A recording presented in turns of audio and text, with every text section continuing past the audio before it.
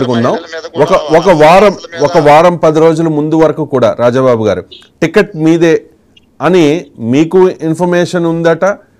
పార్టీలోని క్యాడర్ కూడా ఒక సంకేతం ఉంది. పార్టీలో కూడా విత్ ఇన్ ద పార్టీ అదే చర్చ జరిగింది. కానీ మీరు మిథున్ రెడ్డిని కలిశారు అనే ఒక వార్త వచ్చిన తర్వాత ఇదంతా మారిపోయింది అని చెప్పుకుంటూ ఉన్నారు. అమలాపురం పరిసర ప్రాంతాల్లో అవ్వచ్చు, పార్టీలో అవ్వచ్చు. డిసెంబర్ 15వ తారీఖున పవన్ కళ్యాణ్ గారు నన్ను పిలిచారండి మంగళగిరి.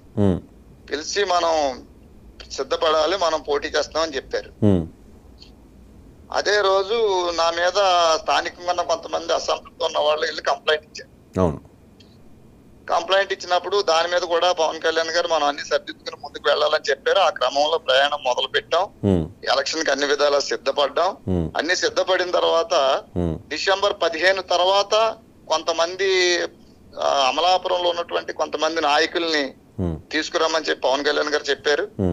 ఆ నాయకుల్ని లిస్ట్ తయారు చేసి కార్యాలయానికి పంపించి ఇంచుమించు డిసెంబర్ 15 నుంచి జనవరి నుంచి ఫిబ్రవరి వరకు కూడా ఎదురు చూసాం.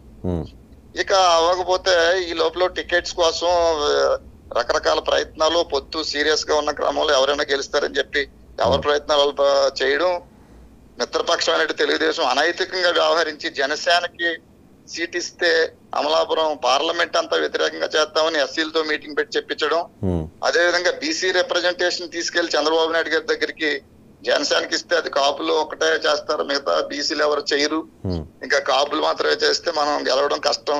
అదే తెలుగుదేశం అయితే కాపులు చేస్తారు, అన్ని కులాలు చేస్తారని చెప్పి రిప్రజెంటేషన్ చేయడం.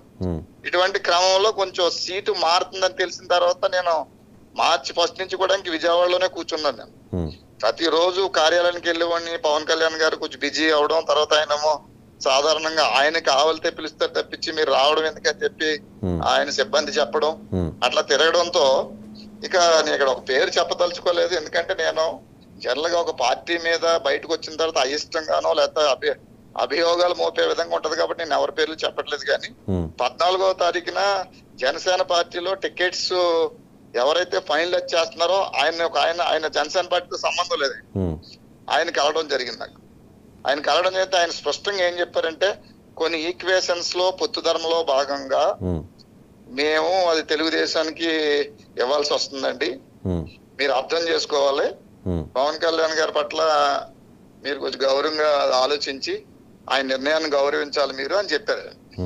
అదేంటండి నాకు ఆయన చెప్పారు, నేను ఆయన కలవడానికి ట్రై చేస్తున్నాను. అమలాపురం అనేది చాలా ముఖ్యమైనటువంటి చారిత్రాత్మకమైన నియోజకవర్గం, అది అక్కడ వదులుకుంటే కష్టం కదా, అది రాష్ట్ర వ్యాప్తంగా ప్రభావితం చూపించే నియోజకవర్గం అది అని చెప్పి ఆయనకి చెప్పాను. సరే అవన్నీ కూడా పొత్తులో భాగంగా అలాంటివి ఏమి ఉండవండి, మీరు అర్థం చేసుకోవాలని చాలా స్పష్టంగా చెప్పారు. సో ఆయన ఎందుకంటే ఆయన చెప్పింది జనసేన పార్టీ చెప్పినట్టే భావించాలి, అంత కీలకమైన వ్యక్తి ఆయన. కానీ ఆయన జనసేన కాదు, లేకపోవచ్చు, కానీ ఆయన జనసేన కాదు, సంబంధం లేకపోవచ్చు, కానీ ఆయన చెప్పింది ఇంకా అది ఆదేశం కింద మనం స్వీకరించాలి. అప్పుడు నేను తర్వాత సరే అనుకున్నా, మళ్ళా కార్యాలయం దగ్గరికి వెళ్దాం రేపు ప్రొద్దుటాన్ని అనుకునే లోపల 15వ తారీఖు మార్చి 15వ తారీఖు ఉదయం IVRS సర్వే ప్రారంభమైంది అమలాపురంలో. ఆనందరావు అభ్యర్థిగా కావాలంటే 1 నొక్కండి, లేదంటే 100 నొక్కండి అని IVRS సర్వే ప్రారంభమైంది. అదే సమయంలో పి గన్నవరంలో గిడ్డి సత్యనారాయణ జనసేన పార్టీ అభ్యర్థిగా మీకు నచ్చితే 1 నొక్కండి లేకపోతే 100 నొక్కండి అని 2కి 100 నొక్కండి అని వచ్చింది. అంటే అర్థం ఏంటంటే రాత్రి నాకు చెప్పినటువంటి పెద్ద ఆయన ఎవరైతే ఉన్నారో దాని ప్రకారమే 15వ తారీఖు 14వ తారీఖునే సీట్ మారిపోయింది. అమలాపురం నియోజకవర్గానికి తెలుగుదేశం ఇచ్చేలాగా పి గన్నవరం జనసేన పార్టీకి ఇచ్చేలాగా. పి గన్నవరంలో జనసేన పార్టీ అభ్యర్థి గిడ్డి సత్యనారాయణ అనే ఆయన ఏదో పోలీస్ డిపార్ట్మెంట్ లో పనిచేసి రిటైర్ అయ్యాడు. ఆయన రిటైర్ అయిన తర్వాత ఏదో కొద్ది డబ్బులు ఉంటాయి ఆయన దగ్గర. మొత్తం మీద ఆయన ఏదో ఎవరిని మొత్తం మీద టీ టైం ఉదయాన్ని ఆయన ఏదో మేనేజ్ చేసుకుని కొంత ఆయన ఏదో మరి జనం చెప్పుకోవడం అయితే ఆయన కూడా 2-3తో చెప్పాడట, ఏదో ప్యాకేజ్ ఇచ్చుకుని ఆయన ద్వారా లాబింగ్ చేయించుకుని అదే 10 CR ఇచ్చి టికెట్ తీసుకున్నాను అని చెప్పి ఆయన కొంతమందికి మీ పార్టీలోనే కొంతమందికి చెప్పినట్టుగా ప్రచారం జరుగుతోంది. జరుగుతుందండి, మరి అది నాకు తెలియదు. అంటే 10 CR ఇచ్చేటంత స్థాయి ఉండదు, తీసుకునేటంత ధైర్యం వాళ్ళ చేరుగానండి.